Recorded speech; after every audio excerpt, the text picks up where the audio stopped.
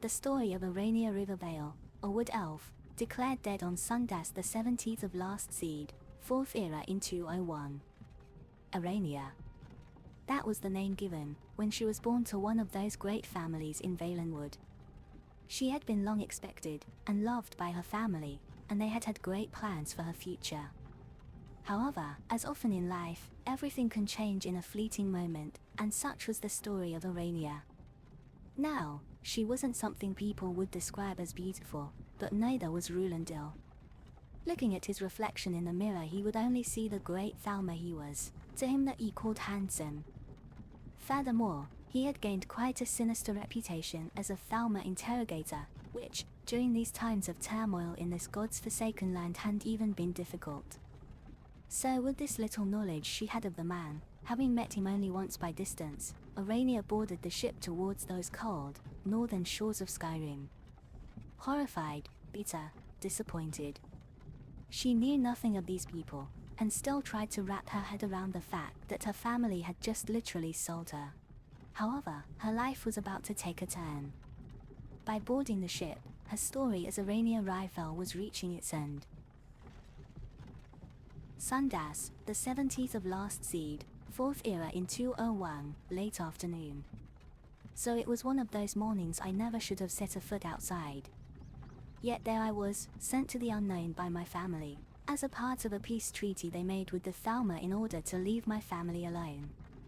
I was to marry one of them I knew nothing of. His name keeps escaping me. Rulendil, was it? All Skeevers to me.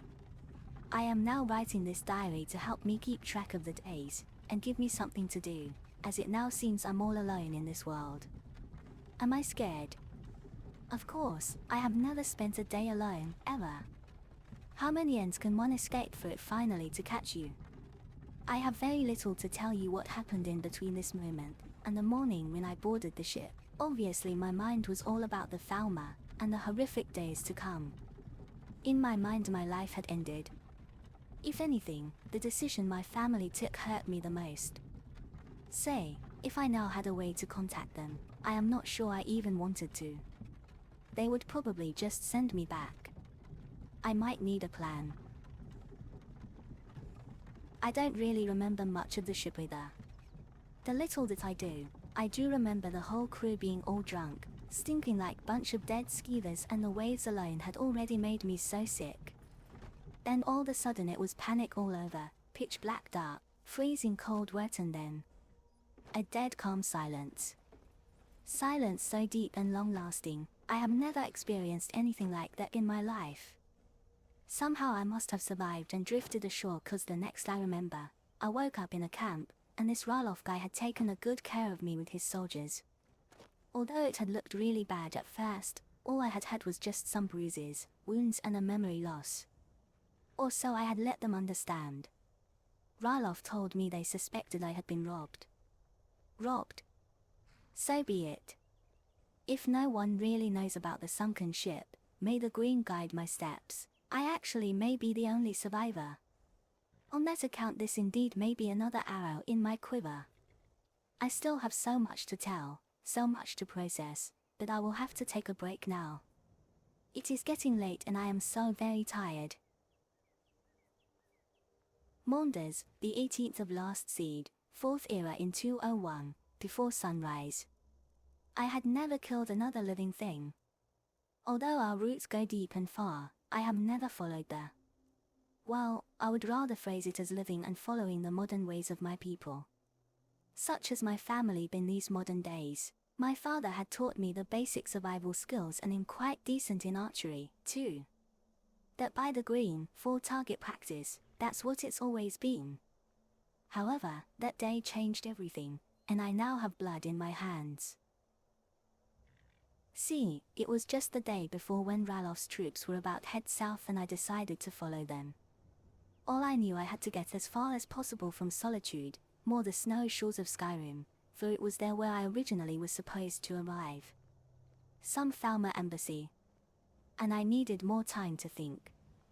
As in, what to do, where to go, and so forth.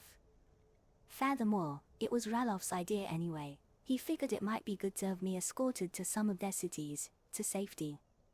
So be it, I thought, and went along.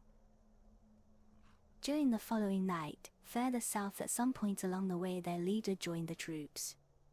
Ulfric Stormcloak. I had only heard so many stories of him, and was nothing but curious.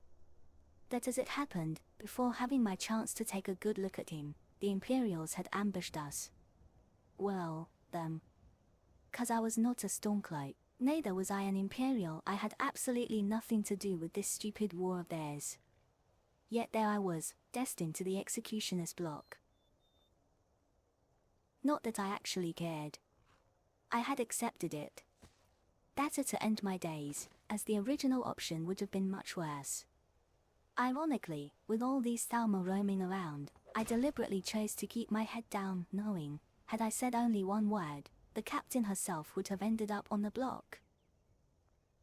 They had no idea who I was. And yet having that awareness gave me such peace. This choice was mine alone, not my family's, not Thalmor's, but mine. The Imperial commander said they would deliver my remains back to Valenwood. Fair enough. Let them wonder to the end of their days what had happened. And so, with all those clouded thoughts of relief and revenge raging inside me, I laid my neck calmly down on the executioner's block, with a smile on my face, staring into the empty eyes of the dead man's severed head. Good lesson for them all,